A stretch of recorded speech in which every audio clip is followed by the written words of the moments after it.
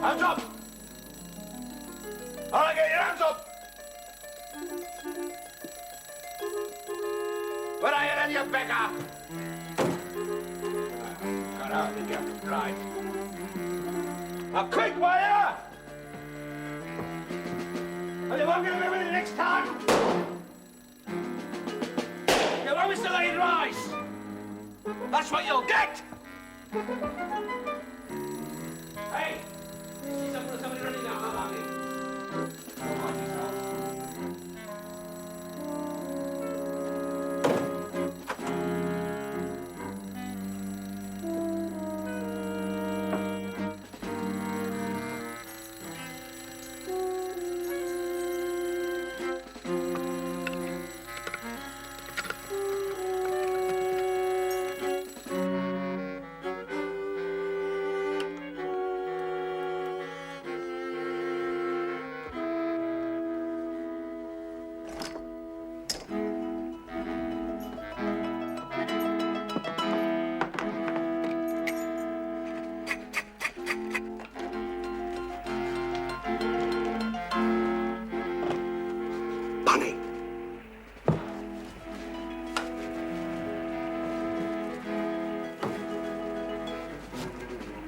I'm on the police.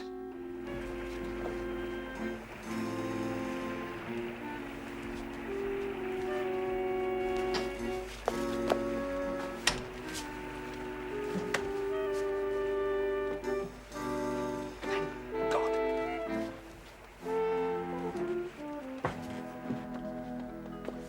Thank God you're safe. I heard revolver shots. I wondered. He wasn't firing at me. Those were just warning shots for next time. Oh. By heaven, there will be a next time. Shall I get rid of the rope? Yes. I can't. You can't what? Pull it up. The other end's tied to Brigstock's balcony. Yes. Well, I can't get rid of it. Yes, you can. How? You untie the rope from this end, and you fling it with all your might into the distance. Towards the river? Exactly. But the other end will stay tied to Brigstock. Yes, and the police and Brigstock will think that the burglar made his entrance by climbing up to Brigstock's room, not by climbing down. Oh, I see. Yes, and the police will never dream of suspecting us. Oh. May I ask where you were, sir, last night at 4 a.m.? Where any man of sense is. In bed asleep. I was awoken by revolver shots. You didn't hear the alarm bell, sir? Heard the bell? Of course I heard the bell. I could not help but hear the bell. Excuse me. And I find it quite intolerable that one man should be permitted to make the night hideous for the other residents of this hotel with bells and shots and God knows what else. Well, may I ask why you came to this hotel, sir? I certainly would not have come. I'm so sorry to trouble you again. I would not have come if I'd have known about this man, Brigstock? Yes. But why did you, sir? To find a little peace and quiet. And I'd let my flat to a young friend of mine. Don't worry, I am going back there today. And I shall need some very firm guarantees before they get me in this place again. I can tell you. Sure, sir. I shall need guarantees of no bells and no shots. Morning, Mr. Raffles. Morning, Beckett. Good to see you back, sir. Morning, Mr. Manders. Morning, Beckett. Oh, Beckett. Sir. Mr. Garland, up in my rooms? Yes, sir. He hasn't gone out yet. Oh, good. Would you bring up the case later, please? Very good, sir. You have met Teddy Garland, have you? No, but I've seen him bowl. Good. You've got an idea then, Best fast bowler in the club for years, I thought. I should say so. He's a splendid chap to boot. You'll like him. He said he wanted to be alone for a couple of days to think things out, so I offered him the flat while we went off to Burger Brigstock. Raffles. It's all right, Bunny. We came away empty-handed. I only hope that Teddy's been more successful in doing what he set out to do.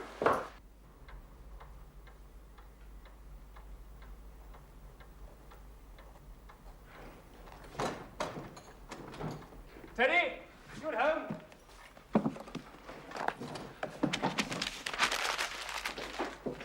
Hello, Teddy. How are you? What have you been doing today? Oh, I don't think you know. Great friend of mine, Bunny Manders. This is Teddy Garland. How do you do? How do you do? I saw you take 7 wickets for the gentlemen against the players last year at Lord's. Marvellous. Thank you. I say, Raffles, have you got a checkbook and a bank account like a sober citizen? How long has this been, Oh. Well, why don't you hand me over to the police and have done with it? What? Must you torture me? Who's torturing you? Did you mean to do this when you borrowed my flat? No. I swear I didn't. You don't have to swear. Your word's good enough for me. Do you remember offering me a cheque last month and I refused? Yes, of course I do. Well, I've never regretted anything so much in my life. And I was sitting at your desk writing a letter, and I saw your checkbook, and I thought what a fool I'd be. And I wasn't here to write it for you, so you wrote it yourself. Quite right, too. But don't laugh at me. I'm not laughing, Teddy. It was the act of a real friend to draw on me in my absence rather than let me feel I'd ruined you by not being here when you needed me. I was never paid a bigger compliment. Do you mean it? Yes. Of course I do. What are friends for? Now then, what's the trouble? A man by the name of Brigstock. Not by any chance a moneylender by the name of Brigstock? Do you know him? I think I might say I know him. He was the man one went to when I was up at Cambridge. He is the man who's ruined half the rich young heirs in the country. Oh, that's the trouble. I'm not rich. If I was, I'd have paid him off long ago. You're not rich, but sure, your father. He spent all his money keeping the newspaper going. Ah. And I respect him for it. I couldn't go to him and say I owed money to Brigstock. No, you couldn't. It wasn't much, really, it wasn't. I borrowed 300 and signed a promissory note for 456. It looked dead reasonable. The whole lot was repayable in monthly installments of 20 quid, which I kept up religiously until the sixth payment fell due, and that was just after Christmas, when one is always hard up. And for the first time, I was a day or two late paying the 20. And what do you think happened? My cheque was returned and the whole blessed balance demanded on the nail. What did you do? Told them to accept my installment or go to blazes for the rest. What did he do? Absolutely dropped the whole thing until this week, and then came down on me for what do you suppose? 700 or so? Oh, nonsense. So Raffles knows all about these things. It was 700, and half of that is for default interest from January down to date. Had you agreed to that? Well, there it was, plain as a pikestaff on my promissory note. A halfpenny in the shilling per week over and above everything else if the original interest wasn't forthcoming. Printed or in writing? Printed small, I needn't tell you. But I could have read it when I signed. In fact, I believe I did read it. But a halfpenny a week? Give me his letter and the receipts for the installments you have paid.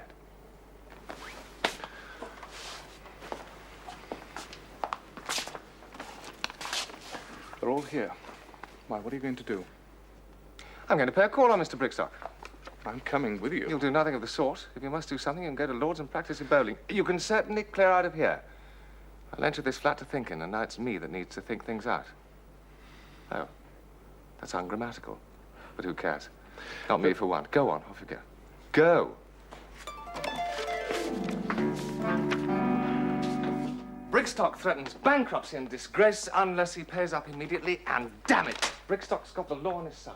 You don't care for the law. I care for what the law is.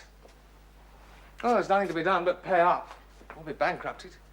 And we can't have a potential England fast bowler bankrupted. Well? You know what I was going to do the other night, Bunny? Brigstock keeps two things in his safe. No, it's no secret. He keeps money, of course, but he also keeps, thank you, promissory notes from his clients. Well, I was going to make a bonfire of all his promissory notes and dance around them till there was nothing left but ashes. Oh, I'm glad you didn't. It would have taken a long time. Yes, but it would have saved Teddy. I don't know how to now. I've got a checkbook, but I haven't got 700 or anything like it. Neither have I, I'm afraid. Been an expensive year. Yeah, expensive trips. I wonder who that can be. Expensive clothes, Expensive meals. expensive drinks, expensive cigarettes, expensive clubs, What other vices? expensive bouquets for expensive women. Oh, I most humbly beg your pardon. I wasn't expecting anyone, least of all a lady. I'm Camilla Belsize. How do you do? Oh, I'm Arthur Raffles. Won't you please come in? Thank you.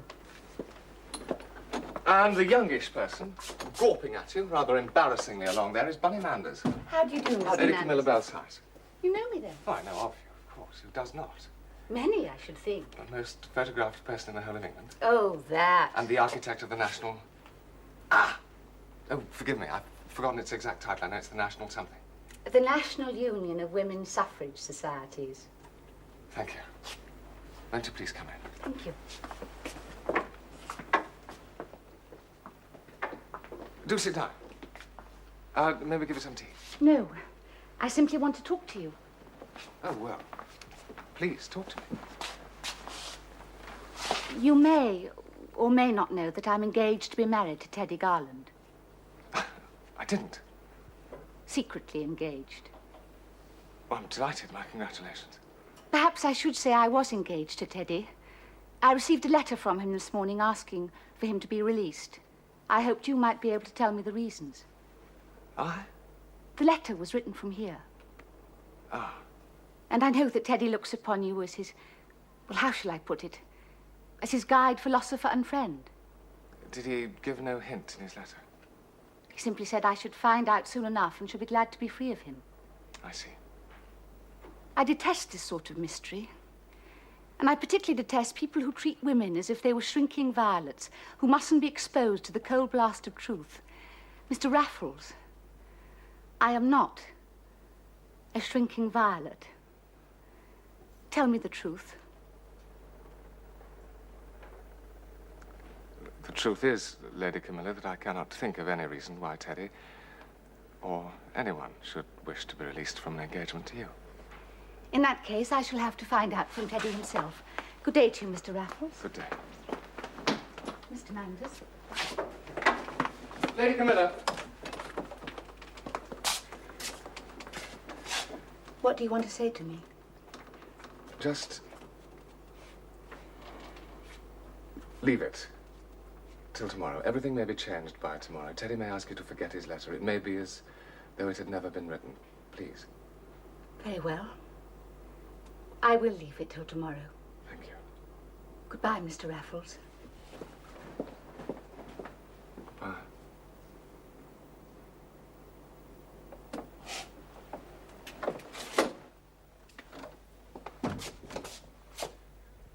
Bonnie! Yes? What does a young man about town do when he needs cash in a great hurry? Goes to see Brigstock, I suppose. Come along, then. Oh, heavens. Oh, may I? Thank you so much.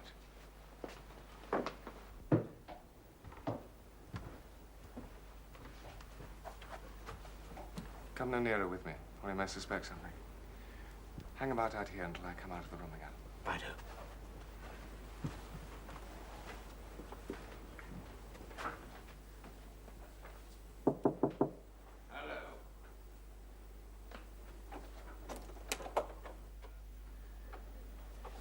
Good afternoon.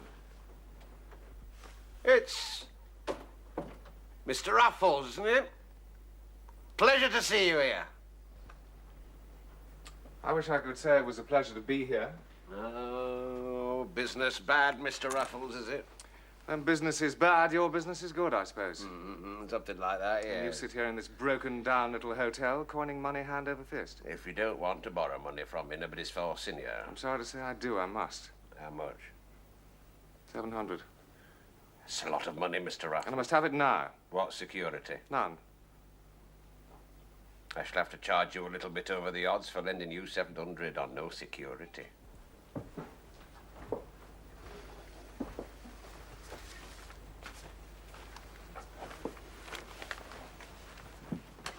Good afternoon. Afternoon. Are you waiting to see Mr. Brigstock? You might say.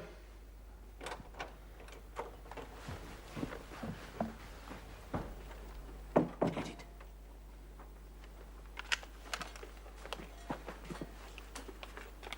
It's all here. Don't let him see the envelope. And remember, we're just an acquaintance.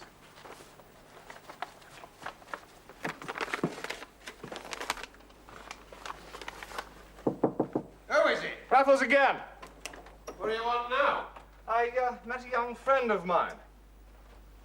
Thought I might give him an introduction. Same trouble as I had. Mr. Brigstock, the moneylender. This is Mr. Manders. How do? How do you do? Happy to meet you. Well, I'm not so sure about that. I come from my friend, Mr. Edward Garland. I thought you came here to borrow money. I never said so. Who is this little biter? I thought he was hard up. I was simply I trying... didn't ask for your introduction. Oh, just Raffles. a moment. I If thought I had you- the courtesy Hey, gentlemen, gentlemen. What did Mr. Garland send you about? As I understand it, Mr. Garland borrowed 300 from you a year or so ago. He's paid you back 100 already, and now you're sticking him for 7. I am. Isn't that a bit much? Why? Money's like everything else. If you haven't got it, and you can't beg it or earn it, you have to buy it at a price. I sell money, that's all. A man may be a fool to pay my price. Depends on how much he wants the money at the time. He knows what it's doing. It's all written down in the bond. You may call it robbery, but all business is robbery if it comes to that. And in that case, I have here Mr. Garland's receipts for what he's paid you so far, and here is the £700 he still owes you in full and final quittance of the debt. 100. Don't you want the money, Mr. Brigstock? I don't. You can't refuse it. £700. May I ask you to return me Mr. Garland's promissory note?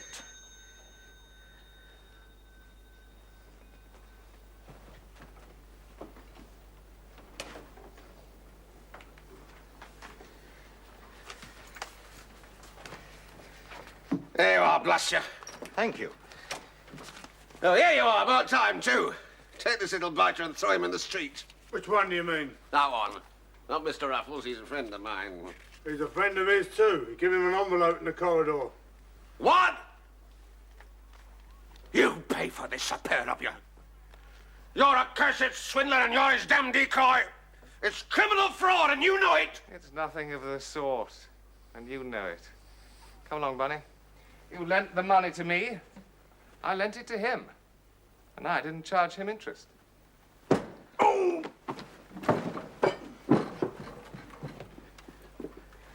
Good day to you, Mr. Brigstock.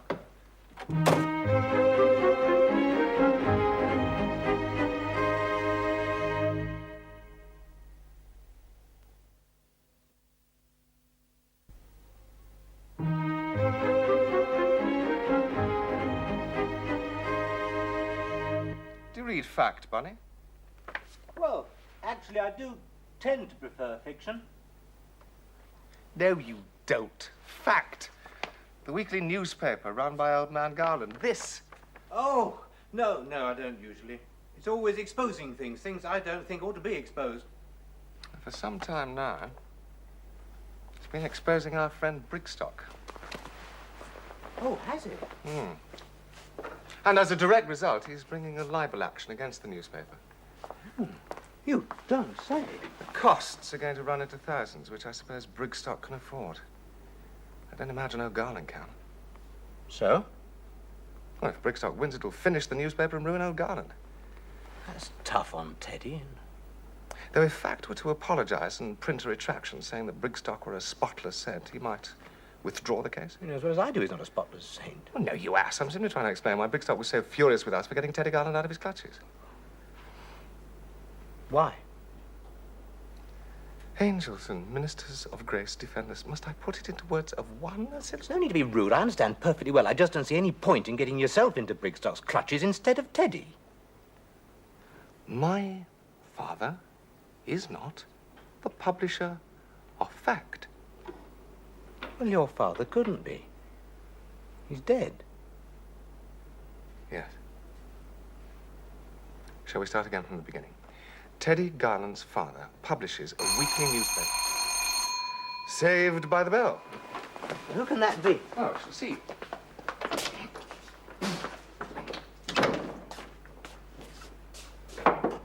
Well, hello, Mr. Brigstock. Hello, Raffles. Can I come in? Yes, of course. Glad to see you.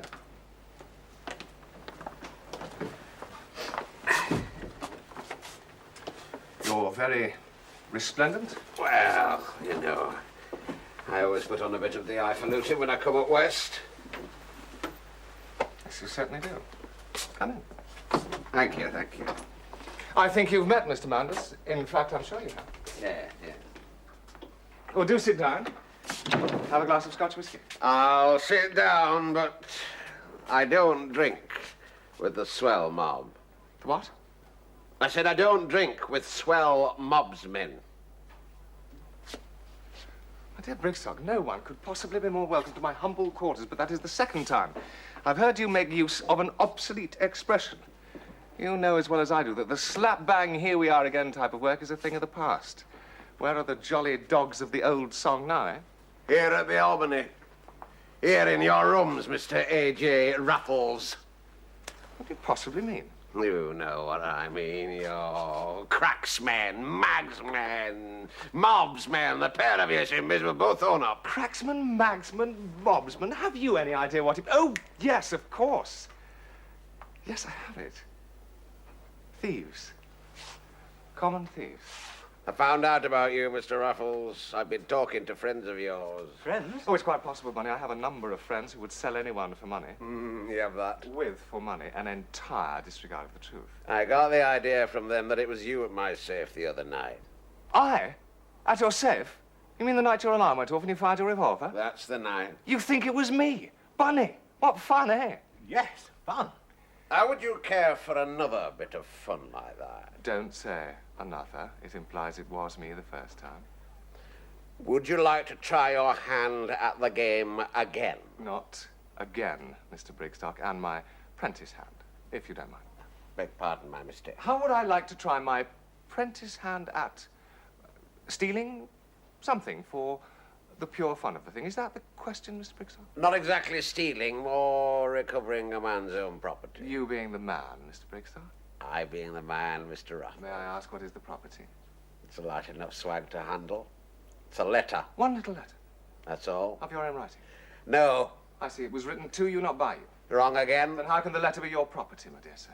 They think it was written by me to one of my clients. It's a forgery written on my office paper, and if that isn't my property, I should like to know what is. Well, it certainly ought to be. Oh, of course. You're referring to the crucial letter in your libel suit against fact. It's a forgery. If they can prove it's genuine, you haven't a hope of winning the case. You're obviously a criminal. It isn't genuine. It wouldn't be the first time a plaintiff in the High Court has been transformed into the defendant at the Old Bailey. It isn't genuine, I'm telling you. But it's what I want. Well, why do you want it if it isn't genuine? All you have to do is prove it a forgery and you've won your case. Easy. I'd feel safer with it in my hand. Instead of in... Where is it now? In their solicitor's safe, I suppose. And the solicitors to fact are... Burroughs and Burroughs. Ah, the best firm in England. Their safe is no safer than mine. You got that open.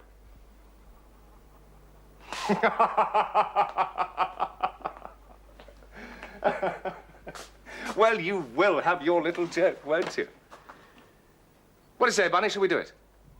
No. Why not? Will you make certain that old Garland lost the case and this blighter wins it? Well, Mr. Brigstock merely wishes to have the letter stolen. Oh, I'm so sorry. Withdrawn. That's right. Withdrawn and nothing more? That'd be good enough for me. Oh, it wouldn't be good enough for me. I should want to go one better.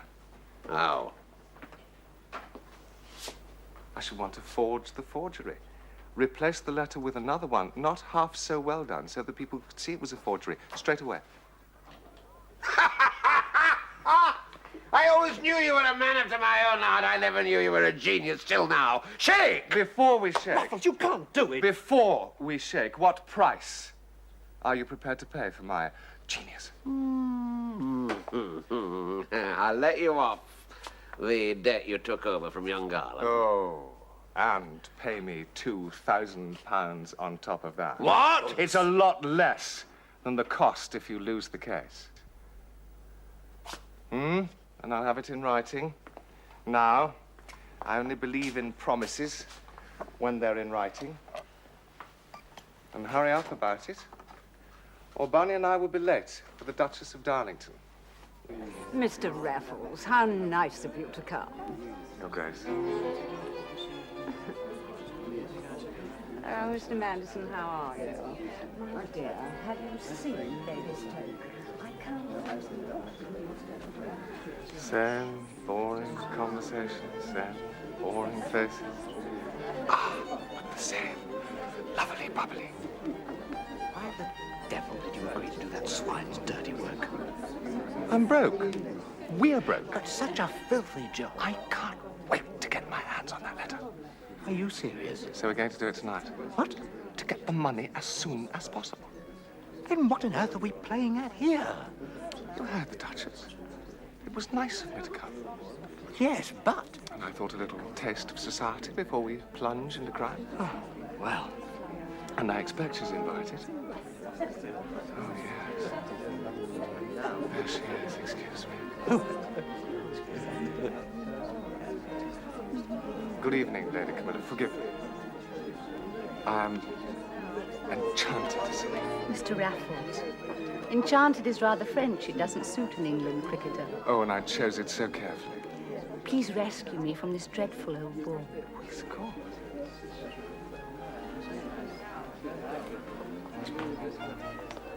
I should tell you, what you predicted has come true. With Teddy? It is as if it had never happened.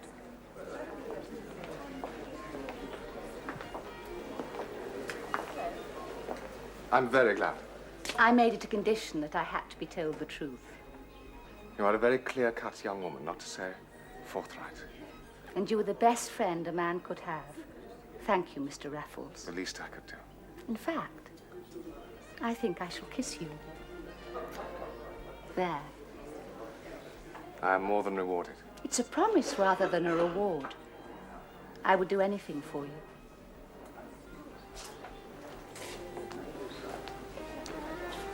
Do one thing. What? Make Teddy a good, fast bowler and a good husband. I'll try. Why a good fast bowler? They simply must beat the Australians.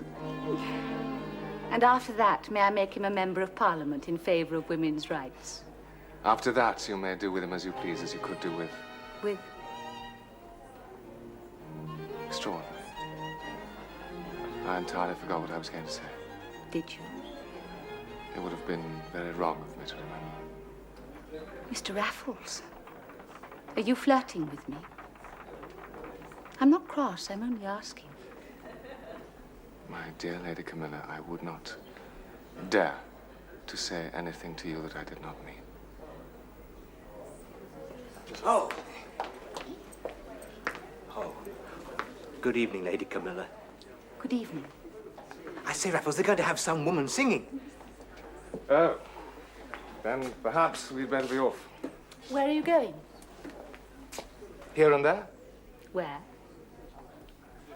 I think we have a pretty adventurous night ahead of us, wouldn't you say that? Oh, yes, I'd say so. And adventures are strictly a male preserve? Oh, yes, you couldn't possibly come along with us. It might be dangerous. In that case, good night. What's the matter with her? Hmm? Oh. I think nothing is the matter with her. What?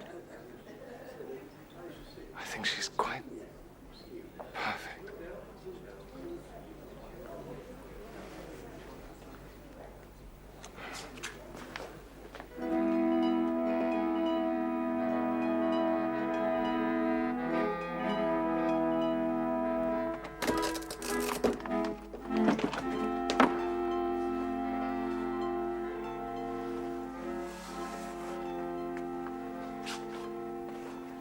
And here it is, in the chief clerk's office, of course.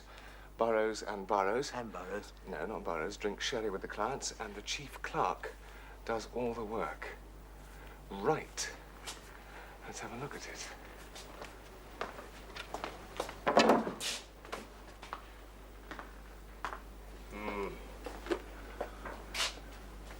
Not easy.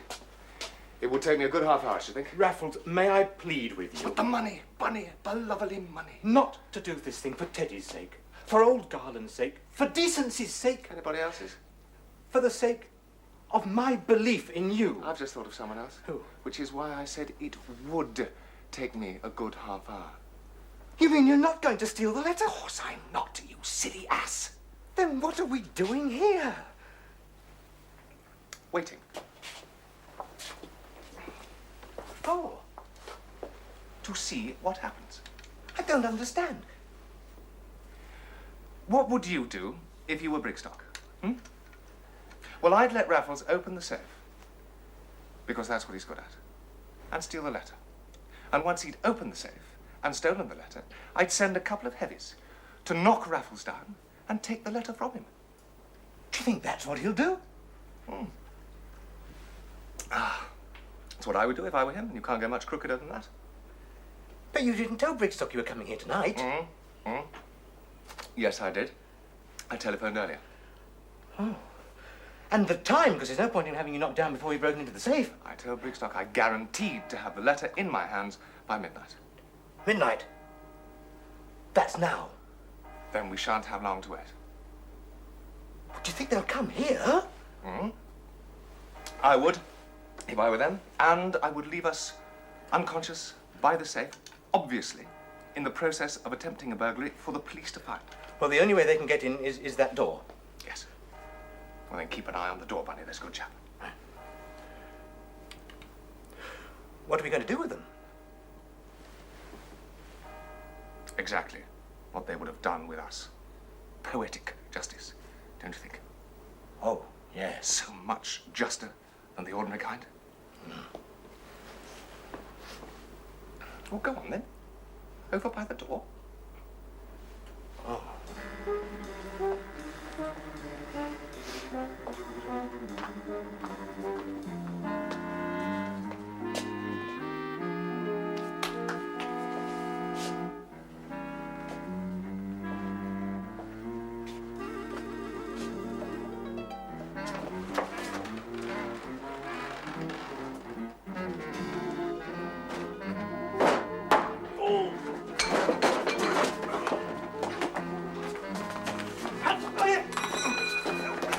It's all right, buddy. I've got him.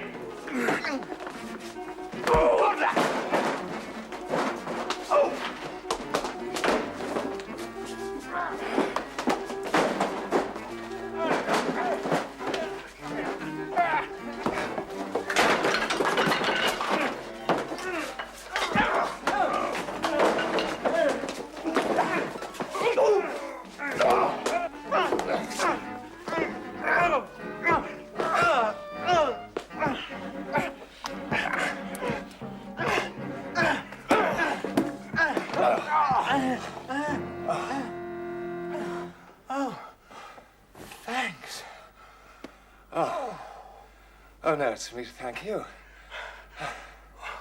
What on earth have you got to thank me for? Pushing the jemmy into my hand. I'd have been done for otherwise. I didn't push any jemmy in it. Oh. Well, who did?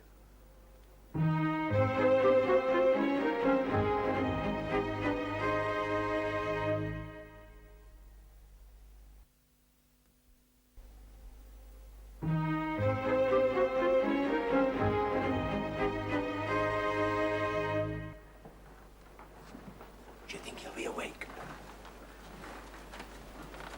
I should think he's sitting up waiting for us. Really? Or rather for those two apes.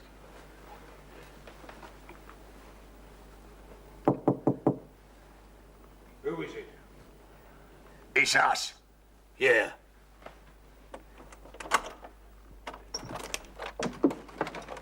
Don't shut us out, Mr. Brigstock. We're simply longing to talk to you. Have you got it? The letter? Nope. Then there's nothing to talk about. And your tame apes haven't got it either. Who? They're lying by the safe at Burrows and Burrows, or in jail now, I should think. We sent a message to Scotland Yard telling the police to look lively. Blast you. They're certainly guilty of breaking and entering. The only question is whether they'll confess who sent them. I've got more It sense. could make your case against fact look a very poor one, apart from anything else. You still owe me 700 quid, and don't you forget it. What we are concerned with at the moment is not my debt to you, but your debt to society. Not your case against fact, but England's case against you. You're bluffing. There's no case against me. Bunny, go to his bed and feel under his pillow, would you? I fancy he keeps a firearm there. I'll get it. Just in case you feel at a loss for an argument.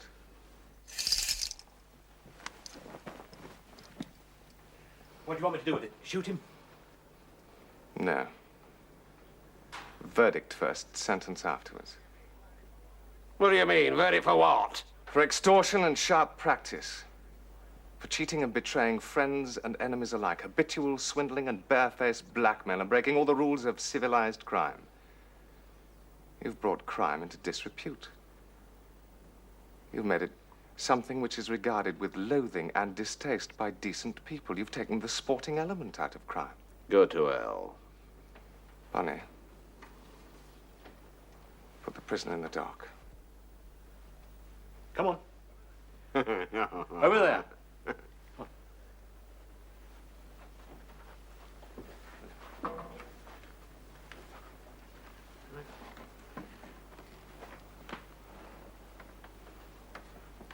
You were not asked to plead guilty or not guilty because this court would not attach the slightest value to your plea nor to any statement you might care to make, sworn or unsworn.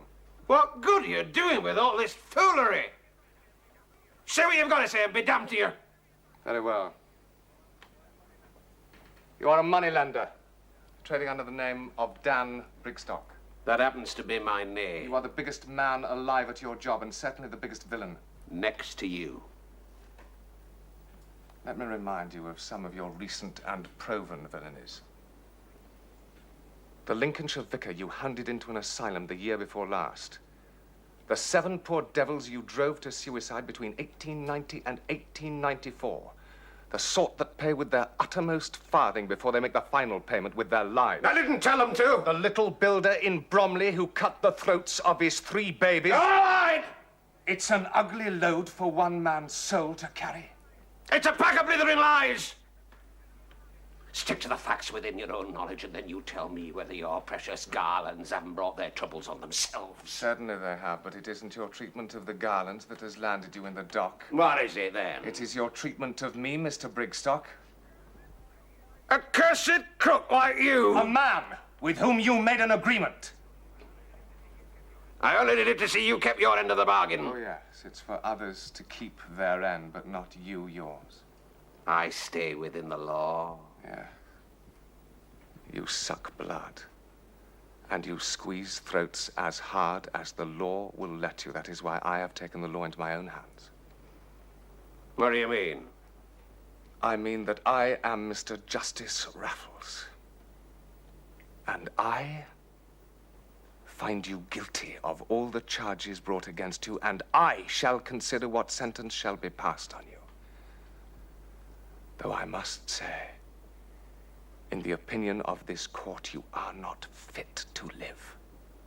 Raffles? Do you wish to speak on the prisoner's behalf? Well, no, but... Prisoner, is there any reason why sentence should not now be passed on you? Oh, go on, get on with it. What can you sentence me to? Death. Death!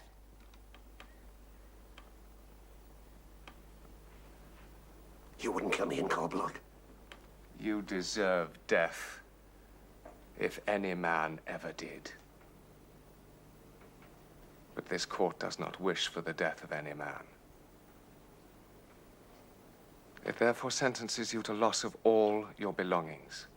Oh, really? I said all of your belongings, Brigstock, so that you never again practice the infamous trade of moneylender. Starting with my own promissory note. Where is it in your safe? No. Yes. Get it.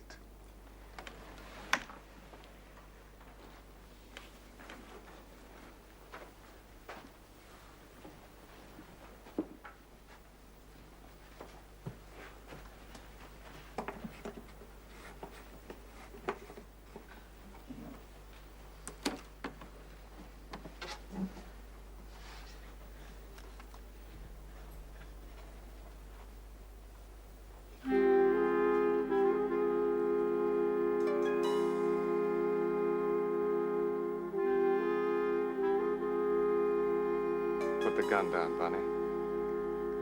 Or I'm a dead man. What? Do as I say.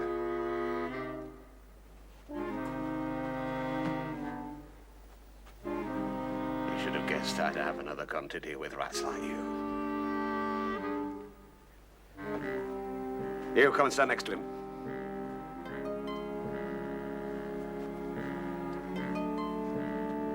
Right.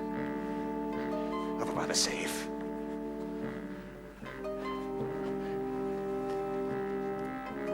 You as well, or I'll blow him to pieces.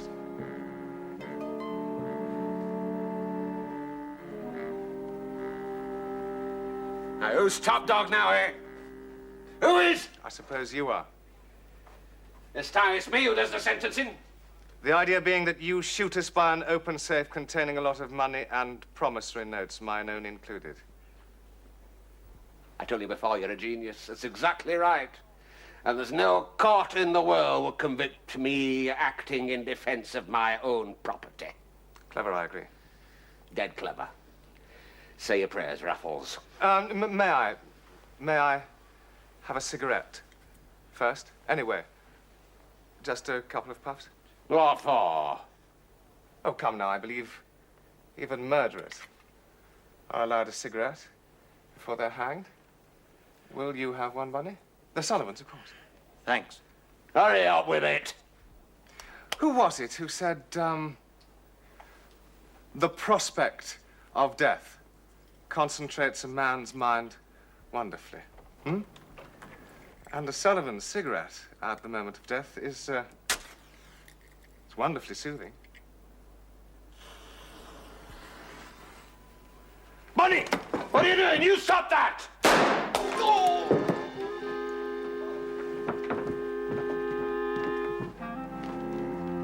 Unconscious.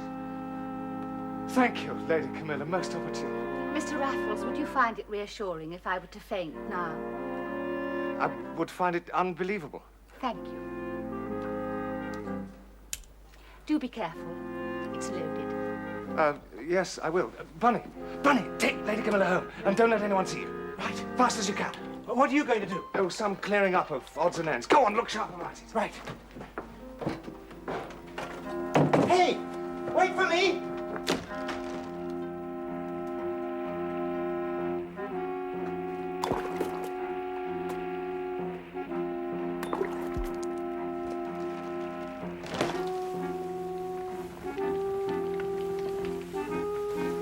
Come on.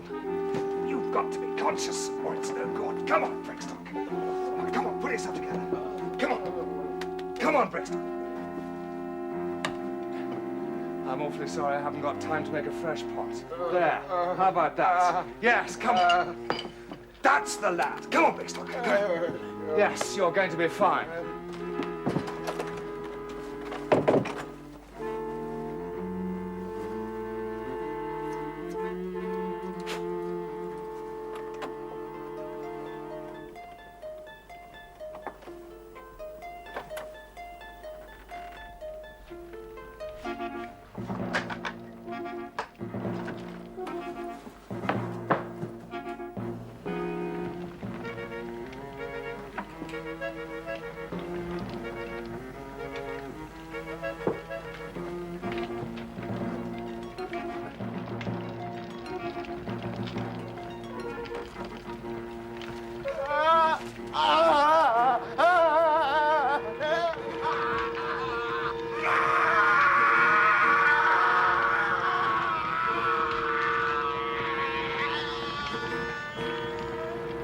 And as I told the police last night, I'm sorry, sir.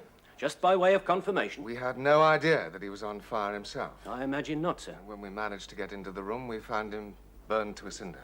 Horrible. There was nothing we could do for him. God rest his soul, if he had one. You say you were the last to see him, sir? Yes. Well, would you say he was in repenting mood? No. Well, what sort of mood was he in? I went to see him to pay him back some money on behalf of a friend. But Mr. Brigstock didn't want to be paid back. He wanted to go on having my friend as his debtor in his power, so he was in a very bad mood. To pay back some money on behalf of a friend? Yes. In the middle of the night, sir? You've obviously never been in debt to a moneylender like Brigstock. You want to clear it off as soon as possible, otherwise he'll charge you extra interest for every moment you're in default. So he didn't like you paying it back? No, he did not. But why should he lock the door after you'd gone? Well, perhaps he wanted to stop me coming back. I was in a bad mood, too. I see. Or perhaps he always locked the door before he opened his safe. He kept a great deal of money in there, as well as promissory notes. That is more likely, sir. I suppose it is. Did you have anyone with you, sir? It was a matter of some delicacy. My friend didn't want to be seen anywhere near Brigstock. So you were alone? Completely alone. And what exactly did you do after you had left Brigstock's room? Well, I was very angry, you understand. I stamped off along the corridor and down the stairs. Struck me like a fool I hadn't collected my friend's promissory note. Oh, did that matter, sir? You had paid back the money? I didn't trust Brigstock any further than I could throw a 10-ton weight. So you went back? Yes. And saw smoke coming from underneath his door, so I raised the alarm. I see, sir. Well, I don't doubt that it will be accidental death. I'd call that a very proper verdict. Though there is an element of mystery about it. Well, don't you like an element of mystery? I do. You may be hearing from me again, sir. Goodbye, sir. Goodbye. Goodbye, sir. Madam. Good afternoon. Thank you. Well, that's that. Not necessarily. You may be hearing from him again. Oh, I don't know. A locked door and a sealed room. It's the first time I've ever done the trick of turning a key from the outside. It's a terrible strain on the wrist there. It's worse than bowling leg breaks, 6 balls and over. Well, shall I make some coffee? Yes, yes. He has finally gone. Raffles, I haven't thanked you properly yet. No, not at all. And I really don't know how to. No. It's for me to thank Camilla. Oh, why? I was only joking. I'll fetch your coat.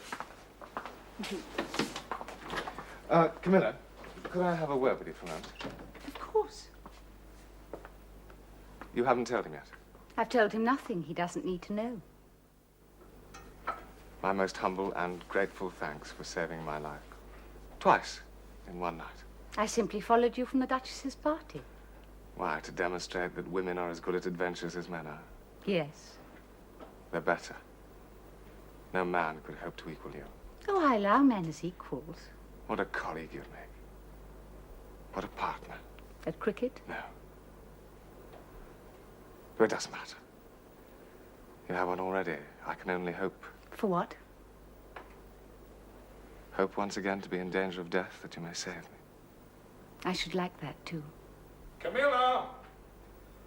Teddy's calling me. Camilla, we really must be going. Just coming.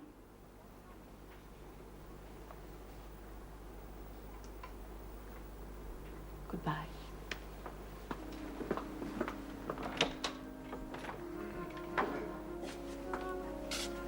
Oh, I've just made some coffee.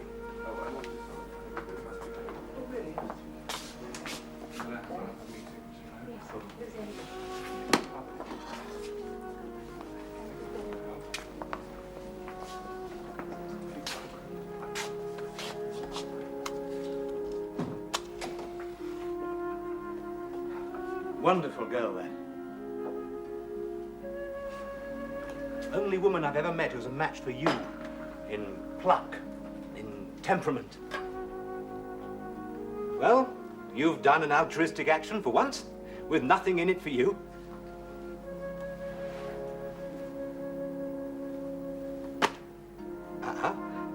Wrong again. No. You're quite right. There's nothing in it for me.